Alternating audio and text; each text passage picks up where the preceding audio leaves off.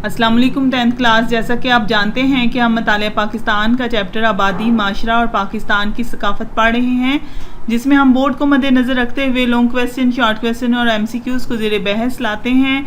आज का हमारा टॉपिक है पाकिस्तान में गैर मुस्लिम अक़लियतों का किरदार।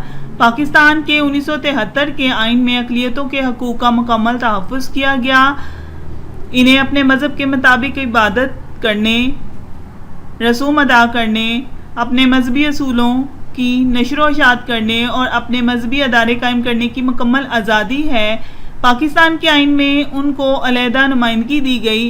हुकूमत ने अक़लियतों के लिए जुदागाना तरीक़ा इंतखाब ख़त्म करके मखलूत तरीक़े इंतखाब राइज कर दिया। इसी तरह अक़लियतों का दरीना मुतालबा पूरा किया गया। कौमी असम्बली में अक़लियतों के लिए 10 नशिस्तें, पंजाब असम्बली में 8, सिंध असम्बली में 9, खैबर पख्तूनख्वा असम्बली में 3 और बलूचिस्तान असम्बली में 3 नशिस्तें महसूस की गईं। माशी मैदान में भी शहरियों को यकसा मौक़े फ़राहम किए गए ताकि वो अपनी माशी हालत को ज़्यादा से ज़्यादा बेहतर बना सकें। सरकारी मुलाजमत हासिल करने के सिलसिले में अक़लियतों के हकूक़ मुसलमानों के लिए मसावी हैं। अक़लियतों के हकूक़ मुसलमानों के मसावी हैं। पाकिस्तान में बसने वाली अक़लियतों को भी हकूक़ व फ़राइज़ से आगाह होना ज़रूरी है। उन पर यह ज़िम्मेदारी आयद होती है कि वो अपने मुल्क से वफ़ादार रहें और मुल्क के इस्तेहकाम के लिए काम करें।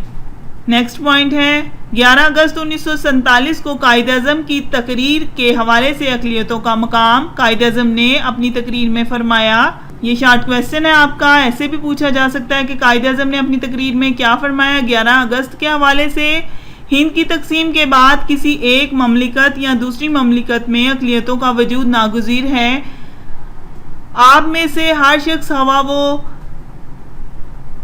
इस मुल्क का पहला शहरी है या दूसरा या आखिरी, सब के हुकूक और मराआत और फ़राइज़ मसावी हैं, कता नज़र इससे कि किसका किस फ़िरके से ताल्लुक़ है और माजी में उसके आपके साथ किस किस्म के ताल्लुकात थे और उसका रंग व नस्ल या अक़ीदा क्या है, तो आप किस कदर तरक्की करेंगे, इसकी कोई इंतहा ना होगी। इस ममलिकत पाकिस्तान में आप आज़ाद हैं, अपने मंदिरों में जाएं, अपनी मसाजिद में जाएं या किसी और इबादतगाह में, आपका किसी मज़हब, ज़ात पात या अकीदे से ताल्लुक़ हो, कारोबार ममलिकत का इससे कोई वास्ता नहीं।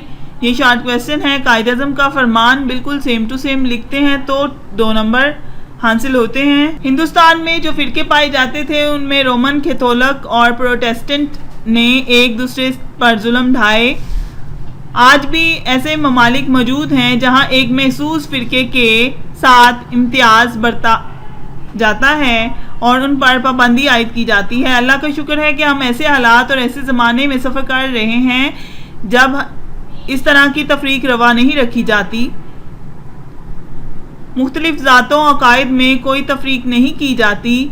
हम इस बुनियादी असूल के साथ इब्तिदा कर रहे हैं कि हम सब एक ममलिकत के यकसा शहरी हैं।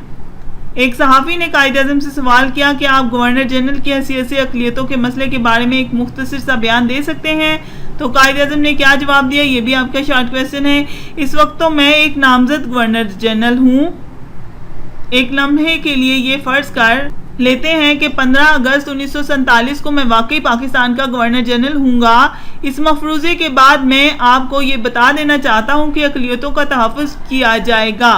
उनका ताल्लुक़ हुआ किसी भी फ़िरके से हो, किसी भी मज़हब से हो, उनकी इबादत गाहों की हिफाजत की जाएगी।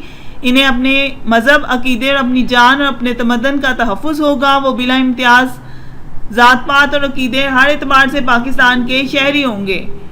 उनको हकूक़ और मराआत हासिल होगी। अक़लियतें इस ममलिकत के कारोबार में अपना किरदार अदा कर सकेंगी। मैं ये तवक्को कर सकता हूँ कि भारत के मुसलमानों के साथ भी इसी तरह का मुनसफ़ाना सलूक रवा रखा जाएगा जैसा कि हम गैर मुस्लिम अक़लियतों के साथ करने का इरादा रखते हैं। ये शॉर्ट क्वेश्चन है। अक़लियतों ने हमेशा हर शोबे में नुमायाँ कारकर्दगी दिखाने की कोशिश की है। कानून के शोबे में जस्टिस A.R. कार्नेलिस का नाम किसी तारुफ का मोहताज नहीं है। 1973 का आइन मरतब करने में اہم کردار انہوں نے ادا کیا۔ جسٹس رانا بھگوان داس بھی سپریم کورٹ کے جج رہ چکے ہیں۔ ڈاکٹر عبدالسلام نے فزکس میں اہم خدمات سر انجام دی۔ اس کے علاوہ group captain Eric Gordon Hall, wing commander Nazir Latif, wing commander Marvin Middlecoat, squadron leader Peter Christie اور flight lieutenant William D Harley کو ان کی شاندار کامیابی کی وجہ سے اعلیٰ سول اور فوجی اعزاز دیے جا چکے ہیں۔ صحت کے شعبے ڈاکٹر روت فاؤ نے جذام کے مریضوں کے لیے مرتے دم تک بہت کام کیا۔ صحت کے شعبے میں کس ڈاکٹر نے کام کیا؟ روت فاؤ نے۔ اور کھیل کے میدان میں کرکٹ میں انیل دلپت اور فٹ بال میں مائیکل مسیح، جبکہ کشتی رانی میں بہرام دی اواری کے نام مشہور ہیں۔ نیکسٹ ایم سی کیوز ہے ہمارے۔ 1998 کی مردم شماری کے مطابق پاکستان کی آبادی 132.3 ملین۔ یہ میں نے جب لیکچر دیے ہیں تو تب بھی ایم سی کیوز کے نشان آپ کو لگا دیے تھے۔ اعلیٰ ثانوی تعلیم کا کورس ہوتا ہے 2 سال کا۔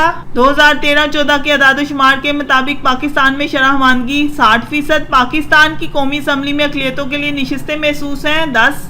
اردو غزل کا پہلا دیوان مرتب کیا گیا سلطان محمد قلی قطب شاہ۔ پاکستان میں پہلی مردم شماری 1951 میں ہوئی۔ بلوچستان کے علاقے کلات اور اس کے ارد گرد مقامی زبان بولی جاتی ہے براہوی۔ آج ہمارا یہ چیپٹر آبادی، معاشرہ اور پاکستان کی ثقافت اختتام پذیر ہوتا ہے۔ اس میں نے آپ کو لانگ کویسچن، شارٹ کویسچن اور ایم سی کیوز کے حوالے سے گائیڈ کیا۔ اپنا بہت خیال رکھیے گا۔ اللہ حافظ۔